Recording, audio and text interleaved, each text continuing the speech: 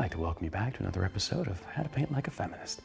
I'd like to go ahead and open up today's episode with a way that we haven't really gone before, and that's to go ahead and start with a little prayer. So if you could just, if you're watching here, just bow your head and let's go ahead and do this together.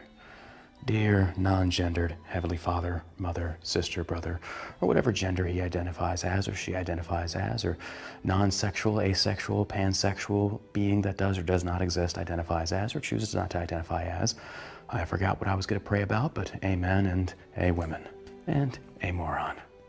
And if this is your first time joining us, I'd like to invite you to pull up a chair that somebody probably stole out of the Capitol building and go ahead and have a little sit-a-roo while we go ahead and learn how to paint like a protester today. This episode is brought to you by Big Daddy Unlimited. Make sure you sign up with the link down below. Using code BURK will save you some little moolah. And yes, Joe Biden is about to be the next president, so if you're needing ammunition supplies or weapons or anything such as that, get it at the link below. Signing up for 99 cents for starters, only $10 a month after that, gets you access to amazing things that liberals right now really don't want you to have. So tell them I sent you. It won't really do any good because there's nobody listening. But anyway, check them down below. And a big thank you to Big Daddy Unlimited for sponsoring this episode. Let's get started. So I'm going to have my handy-dandy producer go ahead and run the colors along the bottom of the screen there. We're going to start off with Rhino Red, and then we're going to throw out some backstabbing blue. Oh, that feels amazing. And then finally, we're going to top it off with our favorite color, orange. For even through all this, with the results being as they are, aren't you glad that Hillary still ain't our president? That joke is never going to get old. As you can see, I've went ahead and coated my entire canvas in some liquid white privilege because, as you already know, it's going to be the liquid white privilege that takes all of the blame and none of the credit for having the base of this painting. So we're going to start with that, and as you can also see, I've turned my painting horizontal, kind of like how Kamala got to where she is today. But what horizontal really apply to being on one's knees? Doesn't matter. So we're going to go ahead and start off with some Rhino Red here. There we go, just a little bit. We don't need a lot today, because I mean, even though that we don't have to use a lot, just a little bit. We're going to smear it around by using our little fan brush, because we're going to fan the flames of rhinoism. There's a lot of rhinos out there today, ladies and gentlemen. It's almost like going on a Serengeti safari. Look at all those rhinos just standing around, turning their backs. It's just really interesting to see that. So once we've got our Rhino Red mixed up here, we're going to go ahead and apply it to our base of liquid white privilege. So we're just going to come in and we're going to look at a straight, steady line here. Just a nice, straight, steady line, starting at the edge. And just bring it on over. Nothing special. It's kind of like you can see where the Rhino Red starts here and how it continues to go. And it's almost like it's never going to change its direction, and it's most certainly never going to change its colors. That would be physically impossible, because once you're a rhino, you're always a rhino. Hold on. Excuse me, I gotta sneeze. McCain! McConnell! Oh, excuse me, I don't know where that came from, but I suddenly feel a lot better and slightly betrayed. Weird. So we're gonna make sure that we keep that line nice and steady across the painting here. We're gonna make it a little thick though, because you know, rhinos are a little thick in the head as well. You know, they have some very thick heads. They don't seem to understand what it means to stand for freedom and liberty, but instead stay affiliated to party beliefs, because that's what we do. We're sheep now. It's almost like we're seeing the transition of rhinos turning into sheep. That's incredible to me. You gotta love rhinos out there, like kind of like when you're dependent upon to stand for what actual liberty is and to question the authenticity of an election. You just you roll over and you turn your back on the very idea or the premise of saying, hey, why don't we push pause for a second and see if this is worth investigating? Kind of like how the left did for Trump for 4 years with Russian collusion. But we can't do that for an election, because apparently it was the most secure election in the history of elections, yet we saw multiple people receiving ballots for dead relatives that haven't been alive for 20, 30 years. But again, that's another painting we need to do on how to paint like a Democrat. You go to the cemeteries and you vote there. That's the only way to win. All right, so next we're gonna go ahead and use some backstabbing blue here. We're gonna just smear it all over there. A lot of backstabbing going on here. We're gonna go ahead and take this backstabbing blue, and we're gonna start below the red here. We're just gonna kind of mix it up. Don't let it connect. There's gonna be slight separation there. That's what's gonna make you a good artist right there. Don't you just kind of love the idea of how once Congress is convened, Nancy Pelosi gets up there, and the first pressing issue that they want to bring before Congress is saying that we need to pass legislation in the House of Representatives that prevents anybody from using gender-specific language. Yeah, because in this time of economic downturn, the most pressing thing that we need to be concerned about is whether we call somebody a man or a woman, a father, a mother, a brother, a sister, or whatever the case may be. Ladies and gentlemen, that's the state of affairs of our country. Congress is debating on whether or not we should call people by what their genitals actually are. I almost wonder what kind of genitals Nancy has there. I mean, to be a moron of that magnitude. No clue, but what I will say is I bet she has a very tight sphincter. So we're gonna go ahead and keep painting this blue and keep running along, but right here we're gonna throw a little sneaky in on you. We're suddenly gonna take this blue and we're just gonna arc it up, going across that red, just a massive uptick. No explanation for it whatsoever. And we're just gonna push it straight up like that, just a straight, beautiful little line like that. Nice, nice, and just like that. Beautiful, happy little arc. Happy little arc upwards. Gotta say, people have been asking me like, hey John, what do you think about the protests in the Capitol? Well, it's a great question, and I'm glad you asked, random internet follower. I agree with a person's right to peaceably assemble and protest, but I don't agree that you have the right to go in there and push your way into a Capitol while Congress is convening to vote about the outcome of an election, where you have Senator Ted Cruz up there putting forth the idea of like, hey, let's take a 10-day audit just to do a little investigation, because hey, if you're a Democrat and you've got nothing to be worried about, let's do a little investigation, just a little looky-loo. But no, you didn't want that because you knew why. And then you got your turncoats out there that said we have to respect the very sanctity of the Constitution, which I actually do agree with. But at what point do you have to sit there and say, wait a minute, something sneaky going on here we need to look into? I don't think that's unconstitutional whatsoever. I think that should be protected by law, but Congress decided to do what it's gonna do, and here we are. Oh boy, buckle up folks. 4 years is about to get very interesting. I'll go ahead and even take it a step further.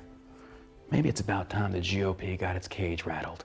Maybe it's about time that we kind of came together and got rid of these antiquated boomer ideologies in the political spectrum and started standing for actual liberty, the separation of church and state, equal rights across the board for everybody, because that's what freedom means. It doesn't give you the right to cherry pick what freedom other people should be allowed to have based upon your political or your religious ideologies. Thomas Jefferson even talked about that, but we seem to forget that part of it. Let's go ahead and continue allowing these young congressmen and women to be pushed into the freshman portion of Congress and get manhandled by the boomer conservatives and get indoctrinated into their viewpoints and essentially just be the same GOP. The same GOP that I see still pushing for big government through the TAPS Act and things such as that, versus saying, hey, it's about time we shrank the government. Maybe we kind of thought about term limits, but that's kind of impossible because once the powerful achieve power, they never strip it away. Kind of like that whole executive order thing. Hey, conservatives, weren't you really happy when Trump was using that executive order left and right like a sword? It's about to come back and bite us in the ass, but I won't say I told you so, but good old Mitch McConnell showing his true colors out there. Might as well just painted him blue too. Another neocon out there in favor of the Patriot Act 2.0 and saying basically, hey, it should be the government's right to spy on the people. But hey, it was the boomers that reelected him, so clearly the boomers know what they're doing. Another idea of stripping away the very freedoms and liberty that Americans have come to take for granted because, hey, let's cash in our safety for security because even Benjamin Franklin will be rolling in his grave right now wondering what the hell is going on in our country. We don't really want freedom. We just want big government, big brother to be overlooking our shoulder no matter what it is that we do and be fiscally responsible for us. So basically we strip away any free choice that we have because we know there's a federal safety net to protect us even if we choose wrong. Ergo, we do whatever the hell we want. We're no longer a responsible society. We're a society of children. That's what it's turning into. I'm gonna go ahead and thicken this blue line down here, and that nice thick blue line that seems to be kind of wavering with a lot of these police still enforcing these unconstitutional small business shutdowns, man. I tell you what, you sure loved us when we supported you, but to those out there doing the wrong thing, man, you seem to be putting a black eye on this blue. And I know there's a lot of Blue Line supporters out there and Blue Line police officers and officers of the law that are actually doing the right thing. So let me just take a moment to stop, collaborate, and listen. I made a little funny on you there. I do want to take a moment and say thank you to officers of the law that are actually upholding the law and protecting and serving and not enforcing unconstitutional executive orders to force close small businesses. You are the real MVP. All right, so we're going to use our last orange glad that Hillary is not our president. So now we're going to use our orange glad that Hillary isn't president. We're going to use our 1-inch phallic brush here. We're just going to mix a little bit of that up in there. There we go. So we're going to go ahead and do some little downstrokes here. Gotta love how all the people out there saying that Trump was calling for violence during the protests, even though I actually watched the entire thing and not once did he call for any kind of violence. He just said that it's your right to protest and go to the Capitol and make your voice heard.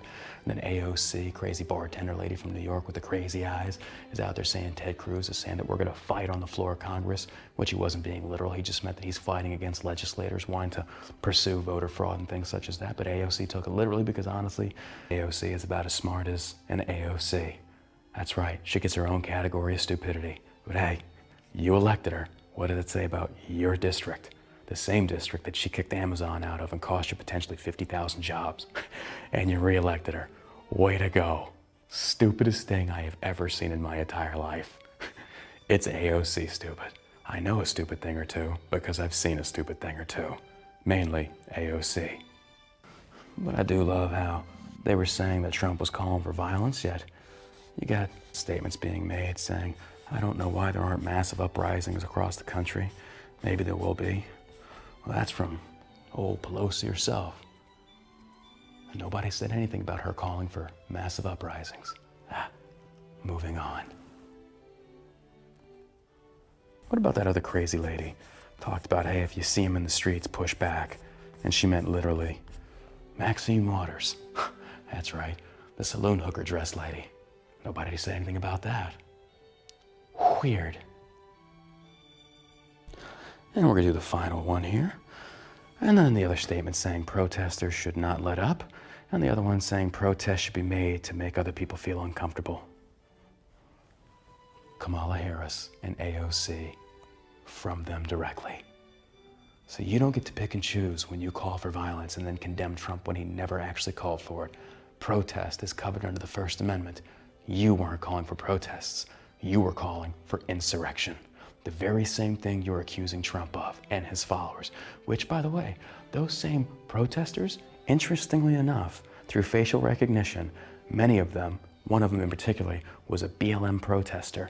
Interesting how that works. So if you're going to demonize an entire group of people that are comprised of Antifa and BLM protesters hidden, maybe you should condemn them all.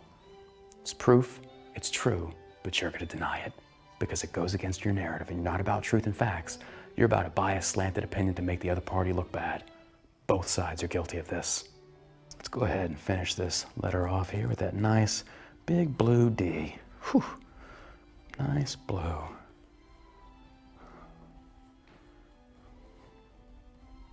We're going to go ahead and squeeze that fine little line here. Nice little happy little line. Well, would you look at that? Beautiful little masterpiece. Now, of course, I'm not saying it's guaranteed. What I am saying is that both sides could have came together in the interests of all Americans and said, let's take a 10-day audit and look into this. If there had been nothing there, the right would be satisfied. If there was something there, we could push on from that. But we couldn't have reasonable discussion. We couldn't have rational thinking. Instead, we had to have partisan politics come into play. And ultimately, now we'll never know. But one thing I do caution us is in the future, how can we ever trust our voting process again? How? If the software can be compromised as demonstrated on the floor of Congress when it was literally hacked, how can we then trust it? Mail-in voting, that needs to stop. It needs to be in person with voter ID. And as Congressman Crenshaw suggests, it's up to the states to go in there and pass legislation to ensure that occurs. But my question is, what happens when states don't? California won't. Of course not. They need dead relatives to vote, and illegals. They've called for it. Where are we now, America? This is a scary time to be living in. Democracy hangs in the balance. People no longer trust the voting process. So what are they supposed to do? Who's got the answers? Ugh, I kind of got myself motivated there. My nipples are hard. Weird. So let's go ahead and take ourselves a little bit of protester anger and give this sucker a nice little reveal. Here we go. Oh, that's beautiful. You know what that is? The city of Chaz. All you people out there whining and moaning about the Capitol protests that actually pushed into the Capitol, which I don't agree with. You were quiet when that happened because you said it was their right to do it. So which is it? Pick a side on this one because you look like hypocrites. And let's not even include all the minority businesses that were burned during the BLM protests. The same protests that governors went out and attended. Yet for some reason, COVID wasn't a big deal back then because apparently COVID is racially woke. If you'd like to purchase this beautiful masterpiece here, hit that link down below and make sure you check out Big Daddy Unlimited. A new feature we're adding now is you can text me at this number below and let me know what you think we should paint about next.